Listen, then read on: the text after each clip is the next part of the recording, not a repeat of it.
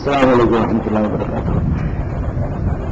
الحمد لله نحمده ونستعينه ونستغفره ونؤمن به ونتوكل عليه ونعوذ بالله من شرور أنفسنا ومن سيئات أعمالنا من يهده الله فلا مضل له ومن يضلل فلا هادي له وأشهد أن لا إله إلا الله وحده لا شريك له وأشهد أن محمدا عبده ورسوله أما بعد. கண்ணியத்திற்குரிய இல்லாமல்ல அல்லாஹு சுப்ஹானஹு வ தஆலாவின் நல்லடியார்களே, அல்லாஹுடைய பேரருளால் புனிதமிக்க இந்த ரமலான் மாதத்தில் நபிமார்களுடைய வரலாறு என்ற தொடர் நிகழ்ச்சியிலே நாம் எல்லாம் திரளாக பங்கெடுத்து வருகிறோம். முதலில் ஆதம் அலைஹிஸ்ஸலாத்து வஸ்ஸலாம் அவர்கள் எவ்வாறு படைக்கப்பட்டார்கள், படைக்கப்படுவதற்கு முன்னர் இருந்த சூழ்நிலை என்ன, படைக்கப்பட்ட பிறகு அவர்களுக்கு இறைவன் கொடுத்த கௌரவம், அவர்களுக்கு அவன் இட்ட கட்டளை ஆகியவற்றையெல்லாம் நேற்றைய தினம் நாம் பார்த்தோம். இதுல நேற்றைய தினம் சொன்னதில் சில வசன நம்பர்கள் சொல்லலன்னு சில சகோதரர்கள் சொல்லிட்டாங்க. அந்த நம்பர்களை மட்டும் குறிச்சுக்கிறேன். நேற்று சொன்ன 2-3 செய்தி மட்டும். ஆதம் அலைஹிஸ்ஸலாத்திற்கு பணியுமாறு இறைவன் கட்டளையிட்டான்னு சொன்னோம் இல்லையா? இந்த செய்தி 2:34, 7:11, 7:12, 15, 29, 33 வரைக்கும், 17வது அத்தியாயம் 61வது வசனம், 18வது அத்தியாயம் 50வது வசனம், 20வது அத்தியாயம் 116வது வசனம், 38வது அத்தியாயம் 74 வசனம் ஆகிய இடங்களில் ஆதம் அலைஹிஸ்ஸலாத்திற்கு பணியுமாறு வானவர்களுக்கு இறைவன் கட்டளையிட்ட செய்தி இடம்பெற்றிருக்கிறது. அதே மாதிரி ஒரு குறிப்பிட்ட மரத்தை நெருங்க வேண்டாம் என்று இறைவன் கட்டளையிட்டான் சொன்னோம். அதுக்கு அந்த நம்பர்கள் விடுபட்டு போச்சு. ஒரு நம்பர் தான் சொல்லியிருக்கிறோம்.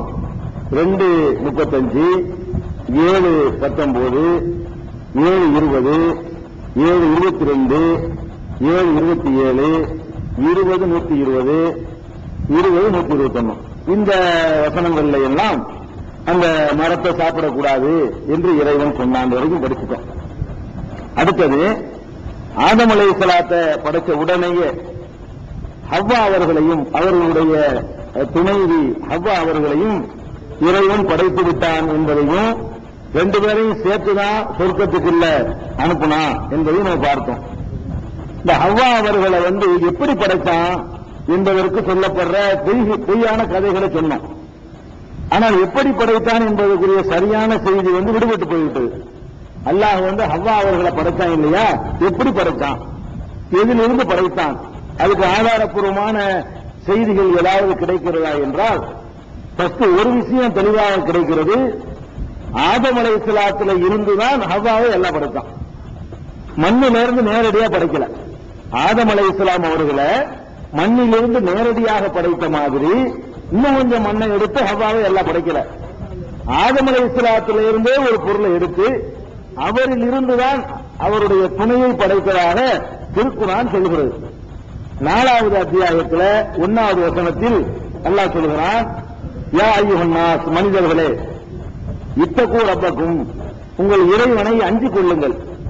அல்லதீ ஹலகக்கும் மின் நஃப்ஸின் வாஹிதா, அவன்தான் ஒரு ஆத்மாவில் இருந்து ஒரே ஒருவரில் இருந்து உங்களை படைத்தான்.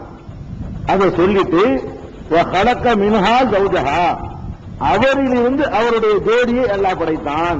அவரிலிருந்து ஒரு பொருளை எடுத்து, அவரிலிருந்து ஒரு பார்த்து ஒரு பொருளை எடுத்து அவரிலிருந்து அவருடைய ஜோடியை இறைவன் படைத்தான் அப்படின்னு சொல்லி திருமலை குர்ஆன் 4வது அத்தியாயத்தில் 1வது வசனத்தில் அல்லாஹ் சொல்லி காட்டுகிறான். அதே மாதிரி எல்லாரையும் படைத்தது அல்லாஹ் பேசும் பொழுது கலக்கக்கும் மின் நஃப்ஸின் வாஹிதா, உங்களை ஒரு 2 ஆத்மாவிலிருந்து படைச்சது ஒரு இடத்துல சொல்றான் அல்லாஹ். பல இடங்களில் எப்படி சொல்றான்னு கேட்டா, ஒரு ஆத்மாவிலிருந்து தான் உங்கள் அத்தனை பேரையும் படைத்தோம் அப்படின்னு அல்லாஹ் சொல்லி காட்டுறான்.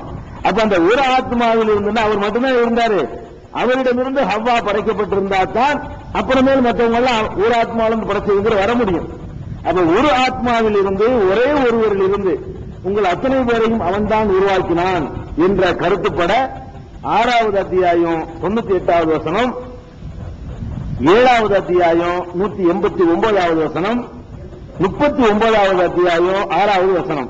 இந்த 3 வசனங்களிலேயும் கலக்கக்கும் மின் நஃப்ஸின் வாஹிதா, உங்களை ஒரே ஒருவரிலிருந்து அவன் படைத்தான் அப்படின்னு சொல்றதுனால, அப்ப அவர் மட்டும்தான் அல்லாஹ் நேரடியா படைக்கிறார், மற்றவர்கள் எல்லாம் அவரில் இருந்துதான் படைக்கப்படுகிறார்கள். ஹவ்வா உள்பட, நாம உள்பட, நாம அவர்கிட்ட படைக்கப்படுற விதம் வேறையா இருக்கலாம், ஹவ்வா அவர்கிட்ட படைக்கப்பட்ட விதம் வேறையா இருக்கலாம். ஆனா எல்லாருமே அவரில் இருந்துதான் உருவாகிறோம். அந்த ஒருவரைத்தான் அல்லாஹ் நேரடியா படைக்கிறார், அவரில் இருந்துதான் எல்லோரும் உருவாகணும் அப்படிங்கிறது இந்த 3 வசனத்தில் இருக்கிறது. 4வது அத்தியாயம் 1வது வசனத்துல தெளிவாக இருக்குது. அவரில் இருந்து அவருடைய ஜோடியை அல்லாஹ் படைத்தான், அவர்கிட்ட இருந்து எடுத்து ஜோடியை படைத்தான் சொல்லியாச்சு. அவரிலிருந்து படைத்தான் என்பதற்கு இதுக்கு மேல விளக்கம் குர்ஆனில் இல்லை, அவ்வளவுதான். நபிகள் நாயகம் ஸல்லல்லாஹு அலைஹி வஸல்லம் ஹதீஸ்ல இருக்கிறது.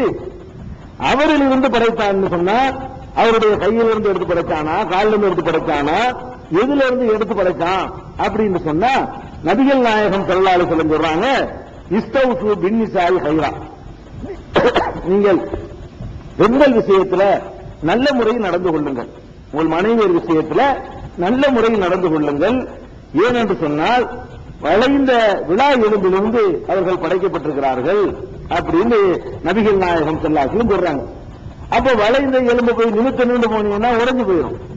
அந்த வளைவை வச்சுக்கிட்டே தான் நீங்க என்ன செய்யணும், குடும்பத்தை நடத்திக்கிட்டு போகணும். சில வளைவுகள் இருக்கத்தான் செய்யணும் அப்படின்னு சொல்லி மட்டப்படுத்துறதுக்கு சொல்லல, அவங்கள்ட்ட சில குறைகளை காணும்போது அதுக்காக வெறுத்துடக்கூடாது, அப்படிதான் இருப்பாங்க அவங்க அப்படின்னு சலித்து கொண்டு போயிருங்க என்பதற்காக வேண்டி நபிகள் நாயகம் ஸல்லல்லாஹு அலைஹி வஸல்லம் சொல்றாங்க.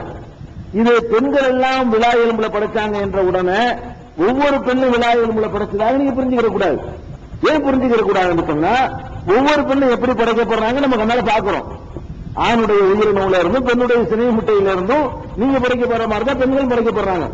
அப்ப ஆண்கள் எப்படி ஒரு தாய் தந்தையுடைய உயிரணு சினை முட்டையிலிருந்து உருவாக்கப்படுகிறோமோ அந்த மாதிரி தான் ஒரு பெண்ணு கருவறையில் அது மாதிரி தான் உருவாக்குறாங்க. அப்ப எல்லா பெண்களுக்கு இதை சொல்லல.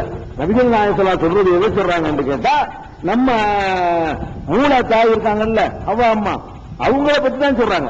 அவர்கள் அப்படி படைக்கப்பட்டார்கள், அந்த தன்மை இருந்து கொண்டே இருக்கும். அந்த தன்மை என்ன செய்யும், வழி வழியாக அவர்கள்ட்ட இருக்கும் அப்படிங்கிறதுதான் அதை எடுத்துக்கிறோமே தவிர, ஒவ்வொரு பெண்ணும் ஆணுடைய விழா எலும்பிலிருந்து படைக்கப்படுகிறாள் அப்படிலாம் கூட கிஸ்ஸா சொல்றவங்களா இருக்கிறாங்க. சில பயான்கள்ல சொற்பொழிவுகள்ல அப்படியும் அவளுக்கு விடக்கூடிய என்ன சொல்றாங்க, ஒரு பெண்ணு மனைவியா ஒருத்தனுக்கு வர்றான்னு சொன்னா இவன் எலும்பு அல்லாஹ் எடுத்து கரெக்டா அங்க படைச்சிருப்பான் அப்படின்லாம் சொல்லுவாங்க. அப்படி சொன்னாங்கன்னா அப்ப 2-3 கல்யாணம் பண்ணாங்கன்னா 2-3 ரூபாய் வந்துடும். ஒரு பெண்ணை கூட என்ன செய்யலாம்னு கேட்டா, கணவன் இறந்தாலும் இன்னொரு கல்யாணம் பண்ணுவா, அவன் இறந்தாலும் இன்னொரு கல்யாணம் பண்ணுவா, எவனுடைய எலும்புல இருந்து படைக்கப்பட்டாலும் வந்துடும். ஒரு பெண்ணை 2-3 கல்யாணம் பண்ணலாம்ல, ஒரு நேரத்தில் பண்ணக்கூடாது, 10 கூட பண்ணலாம்ல. புருஷன் இறந்த பிறகு புருஷன் இறந்த பிறகு கல்யாணம் பண்றா, இந்த 10 புருஷன் இருந்தா இந்த 10 புருஷன்ல எந்த புருஷனுடைய விழா எலும்புல இருந்து படைக்கப்பட்டா அப்படிங்கிறதெல்லாம் வரும். இதெல்லாம் ஒரு அர்த்தம் இல்லாத, கண்ணுக்கு தெரிகிற உண்மைக்கு மாற்றம் பார்க்கக்கூடாது. கண்ணுக்கு நல்லா தெரியுது எந்த ஒரு பெண்ணும் விழா எலும்பிலிருந்து படைக்கப்படல. நாம எப்படி ஆண்கள் எப்படி உயிரணுவில இருந்து சினை முட்டையிலிருந்து படைக்கப்படுகிறோமோ அப்படித்தான் பெண்களும் படைக்கப்படுகிறார்கள். அவங்க வேற விதமா படைக்கப்படல, கண்ணால பாக்குறோம். அப்ப இது எது சொல்றாங்க நபிகள் நாயகம் ஸல்லல்லாஹு அலைஹி வஸல்லம் கேட்டா, அவங்க படைக்கப்பட்டது மட்டும், அவ்வா மட்டும் இப்படி படைக்கப்பட்டாங்க. அதுக்கப்புறம் உள்ள பெண்கள் எல்லாம் ஆண்கள் மாதிரி தான் படைக்கப்படுறாங்க. அப்ப முதல்ல படைக்கப்பட்டதை இப்பதான் அதை சொல்றாங்க என்று புரிந்து கொள்ளணும். இந்த ஹதீஸ் சஹீஹுல் புகாரியில 5186வது ஹதீஸாக நீங்கள் பார்க்கலாம், 3331வது ஹதீஸாகவும் பார்க்கலாம். 2 இடத்துல இந்த பெண்கள் விழா எலும்பிலிருந்து படைக்கப்பட்டார்கள் என்ற சொல்லி இருக்கிறது. ஹவ்வா படைக்கப்பட்டார்கள் இல்ல, பெண்கள் தான் இருக்கு, பெண் என்றுதான் இருக்கிறது. அதுக்கு அர்த்தம் ஹவ்வா தான். ஏன் அந்த அர்த்தம் கொடுக்கிறோம்னா இதெல்லாம் சரியா வராது. அது குர்ஆன்ல வேற அவரில் இருந்து அவருடைய ஜோடியை படைத்தோம்னு சொல்றான் இல்லையா, அல்ல அதுக்கு விளக்கமா தான் இருக்குது. அதையும் வச்சு நம்ம கவனத்தில் வச்சுக்கிறணும். அப்ப ஹவ்வாவை படைத்து ஆதமுக்கு ஜோடியா படைத்து 2 பேரையுமே அல்லாஹ் அந்த இதுக்குள்ள அனுப்பினான், சொர்க்கத்தில் அனுப்பினான். அனுப்பின உடனே 2 பேருமே அந்த தப்பை செய்து விட்டார்கள். அதையும் நம்ம தெரிஞ்சுட்டோம். 2 பேருமே